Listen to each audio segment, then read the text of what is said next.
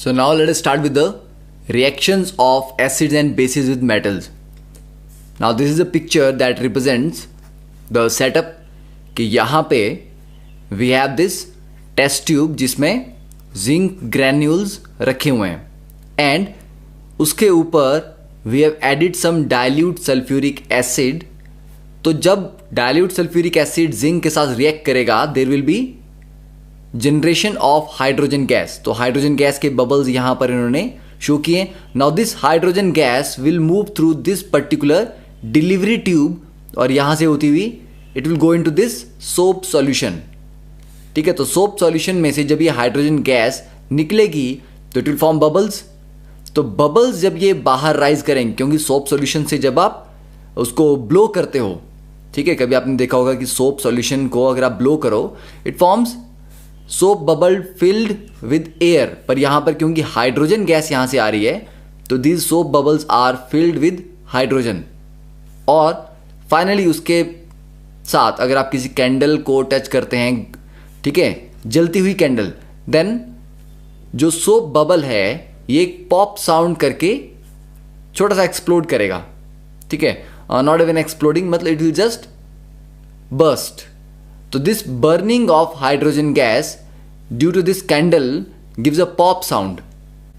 तो इतनी ज़्यादा इंट्रिकेसीज में आपने नहीं जाना है, आपको सिर्फ ये पता होना चाहिए कि एग्जैक्टली रिएक्शन क्या होता है, कि जब एसिड को आप मेटल के साथ ट्रीट करोगे तो होगा क्या और आपको लिखना क्या है वहाँ पे.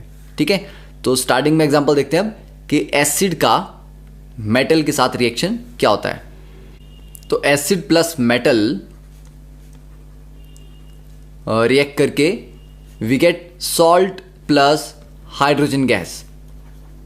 फॉर एग्जाम्पल जैसे यहां पर जिंक ग्रैन्यूल्स के साथ ZnSO4, सॉरी जिंक ग्रैन्यूल्स के साथ H2SO4 डाला गया है, तो zinc solid plus H2SO4 aqueous solution है.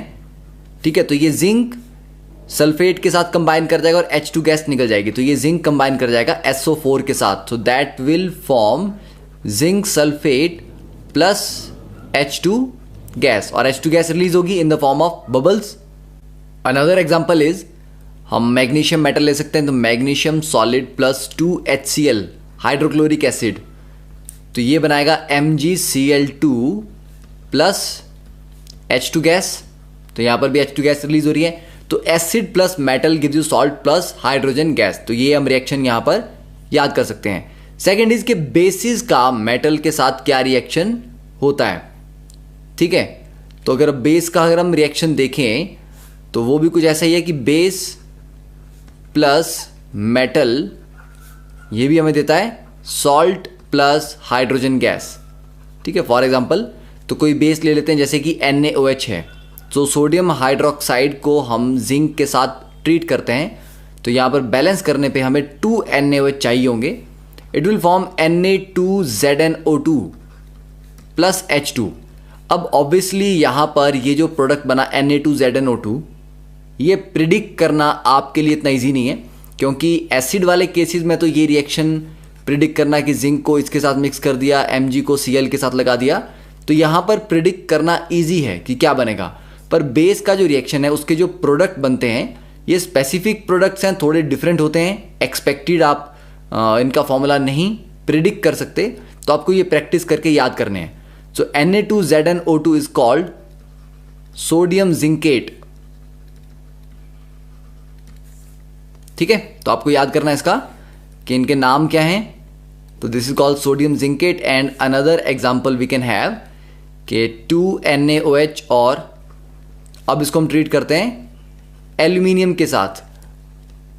तो 2 aluminium plus 2 water gives you 2NaAlO2 plus 2H2 gas. तो जैसे ये सोडियम जिंकेट था, एल्यूमिनियम के साथ रिएक्शन होगा, that will be called sodium aluminate.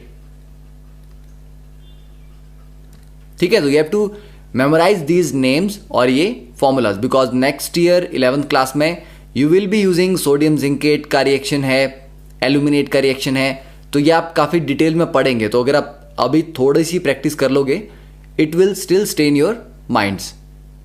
अब नेक्स्ट बात करते हैं कि reaction of metal carbonates and bicarbonates with acids.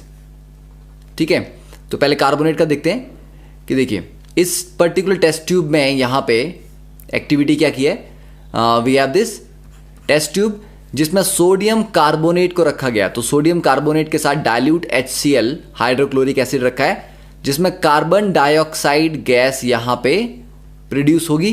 तो इस एटमॉस्फेयर में CO2 बन जाएगा, ठीक है। और कुछ CO2 गैस जो बनेगी वो यहाँ से इस sorry not this is the thistle funnel.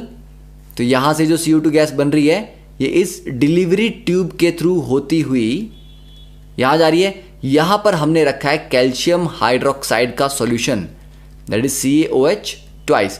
तो कैल्शियम हाइड्रोक्साइड के सॉल्यूशन में जब कार्बन डाइऑक्साइड गैस जाती है तो this solution becomes milky in colour, ठीक है, इट टर्न्स मिल्की। तो ये थोड़ा वाइट हो जाता है अपीयरेंस में।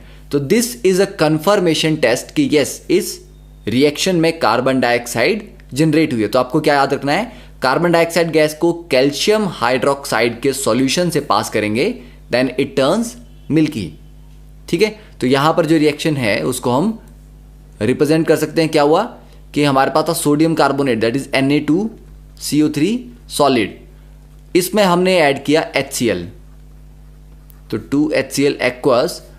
और यहां पर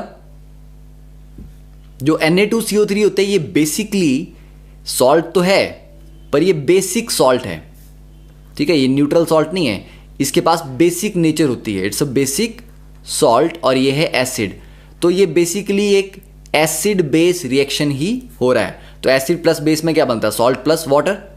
तो यहां पर क्लोराइड है, सोडियम पॉजिटिव है, तो ऑब्वियसली NaCl बन जाएगा, इसका Na और इसका Cl, तो NaCl बन गए। प्लस अब अगर आप देखो तो 2H, 2 हाइड्रोजन यहां पर पड़े हैं और CO3 यहां पड़ा है, तो बनना कुछ ऐसा चाहिए H2CO3, पर ये H2CO3 नहीं बनता क्योंकि ये बहुत स्टेबल नहीं है, ठीक है, ये डिकम्पोज कर जाएगा। तो ये डिकम्पोज करके H2CO3 को अगर आप तोड़ें तो H2O प्लस CO2 बनता है। तो ये याद रखना है कि जब भी आपको लगे कि H2CO3 बन रहा है उसको फर्दर तोड़ के H2O प्लस CO2 आपने लिख लेना है। Now this carbon dioxide gas जो बनी ये रिलीज होगी। तो ये हो गया कि कार्बोनेट प्लस एसिड में सॉल्ट बना, वाटर बना और कार्बन डाइऑक्साइड गैस रिलीज हुई, ठीक है। तो फर्स्ट पार्ट। अब इस कार्बन डाइऑक्साइड को इफ दिस CO2 गैस, इसको अगर हम पास करते हैं कैल्शियम हाइड्रोक्साइड के सॉल्यूशन से, कैल्शियम हाइड्रोक्साइड के सॉल्यूशन को क्या बोलते हैं, लाइम वाटर। तो इसको लाइम वाटर टेस्ट भी बोलते हैं कि लाइम वाटर से कार्बन डाइऑक्साइड पास करने पे लाइम वाटर टर्न्स मिल्की। तो इनके रिएक्शन में क्या बनता है, कैल्शियम कार्बोनेट। कैल्शियम कार्बोनेट क्या है, it is the same formula जो मार्बल का होता है। तो calcium carbonate it is a white precipitate, ये पानी में या उस सॉल्यूशन में डिसॉल्व नहीं होगा। तो व्हाइट कलर के छोटे छोटे पार्टिकल्स बनते जाएंगे। उन पार्टिकल्स के ऐसा नहीं है कि एकदम से सॉलिड बन जाएगा और सॉलिड टेस्ट ट्यूब के बॉटम पे सेटल हो जाएगा, छोटे छोटे सॉलिड पार्टिकल्स बनेंगे। तो क्योंकि थ्रू आउट द सॉल्यूशन ये छोटे छोटे व्हाइट पार्टिकल्स होंगे जो कि डिसॉल्व नहीं होंगे, फ्लोट करेंगे और धीरे धीरे उसके थोड़ी देर बाद ये नीचे सेटल होना स्टार्ट करेंगे। तो इन छोटे छोटे व्हाइट कैल्शियम कार्बोनेट के पार्टिकल्स की वजह से solution gets a milky white appearance. तो कैल्शियम कार्बोनेट बना प्लस वाटर। तो ये याद रखना, this is also known as lime water test to confirm कि किसी रिएक्शन में कार्बन डाइऑक्साइड प्रोड्यूस हुई है तो उसको गैस को कैल्शियम हाइड्रोक्साइड के सॉल्यूशन से पास करो और अगर solution turns milky then yes it confirm कि जो आपकी गैस है इट इज कार्बन डाइऑक्साइड। अब सिमिलर रिएक्शन यहां पे अगर हमने कार्बोनेट का किया तो बाइकार्बोनेट्स का भी कर सकते हैं, ठीक है। Bicarbonate means sodium hydrogen carbonate की Na2CO3 की जगह हम लिखते हैं NaHCO3। तो सोडियम हाइड्रोजन कार्बोनेट, इसी को बोलते हैं सोडियम बाइकार्बोनेट, ठीक है। तो इसको अगर आप HCl से ट्रीट करेंगे then again we get NaCl plus H2O plus CO2। तो यहां पर भी कार्बन डाइऑक्साइड निकल रही है। मतलब चाहे कार्बोनेट से ट्रीट करो चाहे बाइकार्बोनेट से ट्रीट करो, दोनों केसेस में we get salt plus water plus carbon dioxide gas, ठीक है। Now this is a diagram जहां पर हम देख सकते हैं कि ये है हमारे पास कैल्शियम हाइड्रोक्साइड का सॉल्यूशन जो कि ट्रांसपेरेंट है, ठीक है। अब इसके थ्रू यहां पर ये वाली जो इसके बीच में एक ट्यूब रखी गई है, इस ट्यूब के थ्रू हम कार्बन डाइऑक्साइड गैस पास करेंगे। तो थोड़ी देर के बाद ये कुछ ऐसा होगा, धीरे धीरे मिल्की हो रहा है। क्यों? क्योंकि बीच में व्हाइट कलर के कैल्शियम कार्बोनेट के पार्टिकल्स बन रहे हैं, और थोड़ी और देर तक करते रहेंगे तो now this solution will turn milky, milkiness appeared,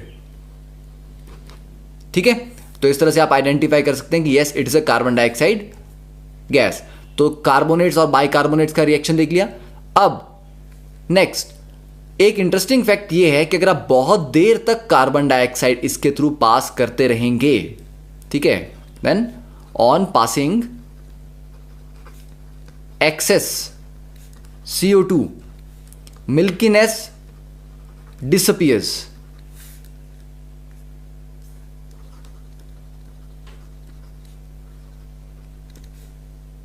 ठीक है, तो मिल्कीनेस डिसअपियर्स क्यों होता है ऐसा? क्योंकि जो कैल्शियम कार्बोनेट बना था जिसकी वजह से मिल्कीनेस आ रही थी, उससे फर्दर आप काफी देर तक CO2 पास करते रहे तो ये वापस बना देता है कैल्शियम बाइकार्बोनेट CaHCO3 ट्वाइस, जो कि सॉल्युबल है। सॉल्युबल है तो ऑब्वियस ही बात है उसका व्हाइट कलर ऐसा कुछ नहीं रह जाएगा। तो this is soluble in water, जबकि कैल्शियम कार्बोनेट क्या था? इनसॉल्युबल था और it was a white colour precipitate. तो ये इनसॉल्युबल चीज जब सॉल्युबल में कन्वर्ट हो जाएगी तो मिल्कीनेस डिसअपियर कर जाएगी, ठीक है। तो I think that part is clear कि किस तरह से एसिड के साथ कार्बोनेट्स या बाइकार्बोनेट्स रिएक्ट करते हैं।